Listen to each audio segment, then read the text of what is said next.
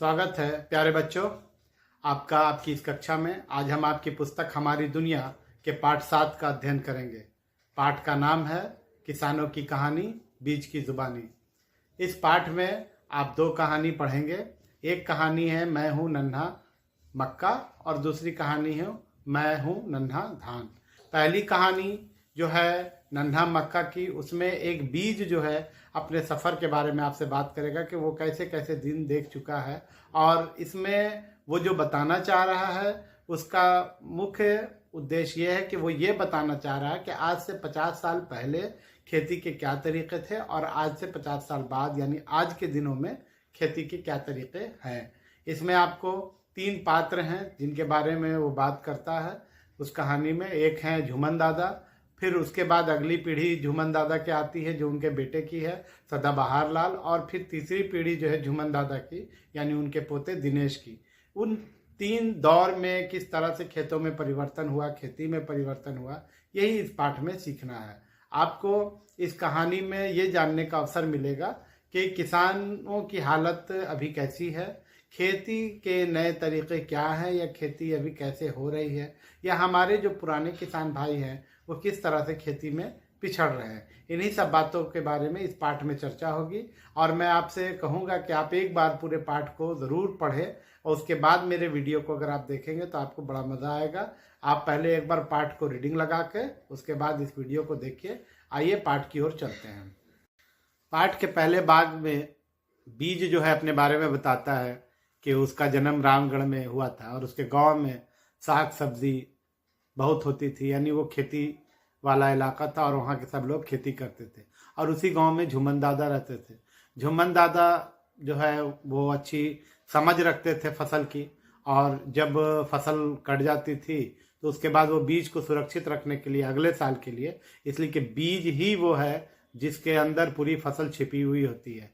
फल फूल सब कुछ बीज के अंदर होते हैं, और उन बीजों को जब मिट्टी में डाला जाता है उन्हें पानी मिलता है और उन्हें मिनरल्स मिलता है, नीचे से खनिज मिलता है, और अच्छे मौसम में वो बीज जब फलते हैं तो फिर उसके बाद एक नया पौधा उसमें आता है। तो बीज बड़ा महत्वपूर्ण होता है। तो झूमन दादा को बीज की बड़ी अच्छी समझ थी। झूमन दादा बीज को बड़े हिफाजत से रखते थे, और उनका एक पुराना तरीका ये था कि कद्दू जो हम लोग खाते हैं तो उस कद्दू का वो अंदर का सारा मतलब जो उजला हिस्सा रहता है जिसमें बीज रहता है, वो गुदा रहता है, उस सबको निकाल करके हटा देते थे और उसको खाली करके उसके अंदर बीज रख करके उसको बंद कर देते थे। तो इसके बाद उन्होंने एक नया तरीका भी उसमें बताया। वो जितना पुआल होता था धान का बचा हुआ, उस पुआल से वो रस्सी बनाते थे और रस्सी बना के एक टोकरी बनाते थे, और उस टोकरी के अंदर में नीम की पत्तियों को सरिया के, नीम की पत्ती जहाँ रहती है वहाँ कीड़ा नहीं लगता। नीम के वृक्ष में और उनकी पत्तियों में बहुत ही ये प्राकृतिक गुण है, अच्छा गुण है, जिसके वजह कर बहुत सारी हम लोग की बीमारी भी दूर हो जाती है। इस चमड़े की अगर आपको कोई खुजली खाद या बीमारी है तो वो नीम के पौधे के से जो औषधि तैयार होती है उससे वो ख़त्म हो जाती है। तो झूमन दादा नीम की पत्तियों को पहले रख के फिर उसके बाद बीज रख करके और उसको अच्छे से पैक करके रख देते थे ताकि वो बीज खराब ना हो, और फिर इन्हीं बीजों को अगले वर्ष वो उपयोग में लाते थे। जिस साल ये कहानी बीज अपनी बता रहा उस साल मक्के की बहुत अच्छी फसल हुई थी। और मक्का जिसको आप लोग मकई भी बोलते हैं, भुट्टा बोलते हैं, तो वो मकई जो है, मक्का जो है वो बहुत ही बेहतरीन फसल है, वो बिकती भी बहुत है। यानी एक तरह से नकदी फसल जिसको कहा जाता है, नकदी फसल हम लोग उसको कहते हैं कि जिस फसल को बेचने से किसान को राशि मिलती, रुपया मिल जाता है। यानी कि अब मान लीजिए आप बहुत बड़े खेत में आपने मक्का उगाया, अब उतना मक्का तो आप इस्तेमाल कर नहीं सकते, हालांकि हम लोग सब लोग मक्का बहुत पसंद करते हैं। उसके मतलब उसको भून के खाते हैं, उबाल के खाते हैं, फिर उसका लावा बनता है, बहुत तरह का चीज़ है उसका भूना आपको। फिर उसके बाद सबसे ज़्यादा इम्पोर्टेंट उसमें मज़ेदार खाना होता है कि उसके मतलब पीस करके मकई के जो दाने उसको पीस के आटा, और उसके बाद उसकी रोटी बनाई जाती है और उसको खाया जाता है सरसों के साग के साथ या चटनी के साथ, तो बड़ा टेस्टी लगता है। तो मक्का जो है वो उनके यहाँ बहुत हुआ था, और मक्का जो है नकदी फसल है। नकदी फसल का मतलब हुआ कि उसको वो बेच देंगे बाज़ार में और उससे कुछ राशि मिलेगी, रुपया मिलेगी, जिससे वो अपने ज़रूरत का सामान पूरा करेंगे। तो वैसी फसलों को नकदी फसल हम लोग कहते हैं जिसको बाज़ार में बेचने से हम लोग को रुपया मिलता है।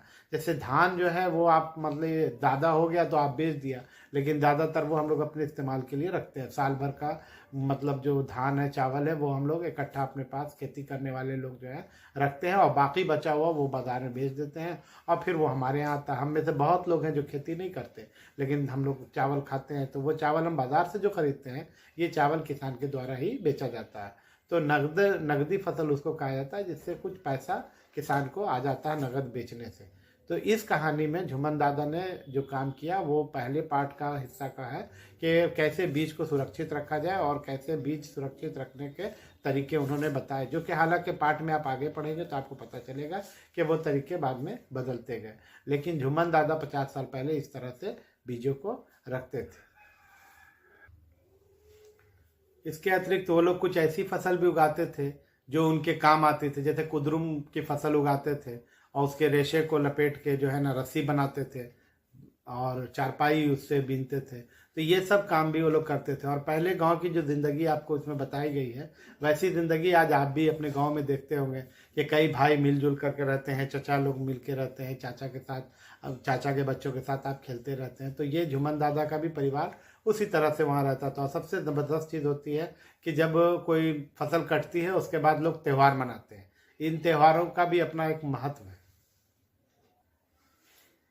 और इन त्योहारों से आपको कुछ अभी काम करना है। एक प्रोजेक्ट आपको दे रहे हैं जो पेज नंबर आपके पुस्तक के 33 में है। इसमें आपको बताना है कि खेती से जुड़े हुए कौन कौन त्यौहार हैं, और उसमें जो सवाल पूछा गया कि त्यौहार का नाम क्या है, मौसम जब ये त्यौहार मनाते हैं उसके बारे में, राज्यों के नाम जहाँ जहाँ ये त्यौहार मनाए जाते हैं, इस त्यौहार में क्या क्या खाना पकाया जाता है, इस त्यौहार को कैसे मनाते हैं, ये त्यौहार सब मिलकर मनाते हैं या अपने अपने घरों में। आप इस प्रोजेक्ट को करने के बाद जो है आप इसको अपने स्कूल के व्हाट्सएप ग्रुप में शेयर कीजिएगा। तो यहाँ पे जो आपको झुमन दादा की कहानी थी, ये इसका पहला हिस्सा समाप्त हुआ। इसके बाद हम लोग बात करेंगे कितना बदला बदला है अपना गांव। कहानी के अगले हिस्से में झुमन दादा की उम्र बढ़ गई है, बूढ़े हो गए हैं, और उनके बेटा सदाबहार लाल ने खेती का काम संभाल लिया है। लेकिन बहुत कुछ बदल गया है। बदलने वाली बात ये थी कि पहले लोग बैल से जो खेती करते थे, हल चलवाते थे बैल से, खेत की जुताई करते थे, वो अब ट्रैक्टर से हो रही है। पहले रेहट से पानी निकाल करके खेतों में पटाया जाता था और सिंचाई के अलग अलग साधन थे। अब जो है उसकी जगह पर पंप ने ले ली है। उसके बाद जो है किसान जो है वो समझदार हो गए हैं, अब वो फसल उगाते हैं जो बाज़ारों में अच्छी बिकती है। उनका बेटा सुंदर सदाबहार लाल भी कहता है कि मैं अब वो फसलें उगाता हूँ जो अच्छे दामों में बिकती है और समझदारी की खेती करने लगा हूँ। तो नगदी फसल जो हमने आपको बताया था, वो नगदी फसल उगाने लगे हैं। और नगदी फसल में आपको जैसे इसमें बताया गया है कि वो लोग तरह तरह की फसल उगा रहे हैं, टमाटर है, मटर है, गोभी है, धनिया पत्ता इत्यादि, ये सब उगा रहे हैं, क्योंकि ये सब फसलें जो हैं बाज़ार में इसकी मांग बहुत है और इसकी अच्छी कीमत मिलती है।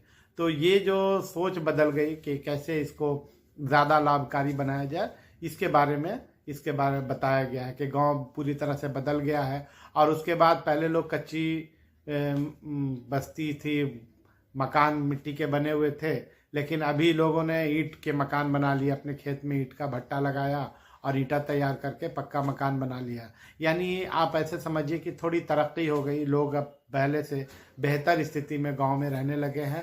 सिंचाई के तरीके भी बदल गए हैं, और सबसे महत्वपूर्ण बात ये भी हो गई कि बीज जो है वो अब पैकेट में बाज़ार से ख़रीद के लाने लगे।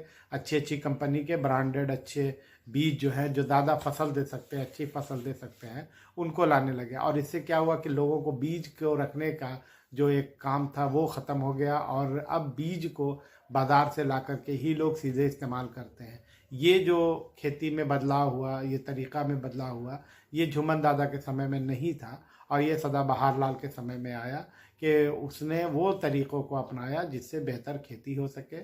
आप इस पाठ में इस चीज़ को देखेंगे कि किस तरीके से खेती ने अपने आप को बदलना शुरू किया और खेत के मालिक किसान ने नई नई तकनीक को इस्तेमाल किया। जैसे आज भी बहुत से गांव में आप देखेंगे जो छोटे किसान हैं वो हल और बैल से ही अपना काम चलाते हैं, लेकिन बहुत सारे जगह पर ऐसा है कि वो बड़े किसान जो हैं वो ट्रैक्टर यूज़ करते हैं। और पहले और अभी भी आपके गांव में बुआई हाथ से ही होती होगी, इसलिए कि हमारे यहाँ खेती अभी उतनी ज़्यादा अच्छी स्थिति में नहीं पहुंच पाई है, लेकिन दूसरे राज्यों में आप देखेंगे कि बुआई के लिए भी मशीन आई भी है और ऐसी ऐसी ड्रिल मशीन आई है जो एक दिन में 15 एकड़ ज़मीन तक बुआई कर सकती है।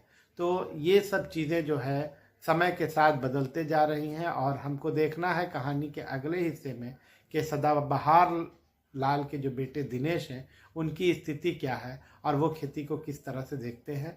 आप इसके कहानी के अगले हिस्से में हम सदाबहार लाल के बेटे दिनेश की बात करेंगे और जो परिवर्तन झूमन दादा के समय से सदाबहार लाल के समय हुआ वो कैसा था और अब सदाबहार लाल के बाद जो दिनेश के समय में हो रहा है वो कैसा परिवर्तन है, हम लोग इसका अवलोकन करेंगे कहानी के अगले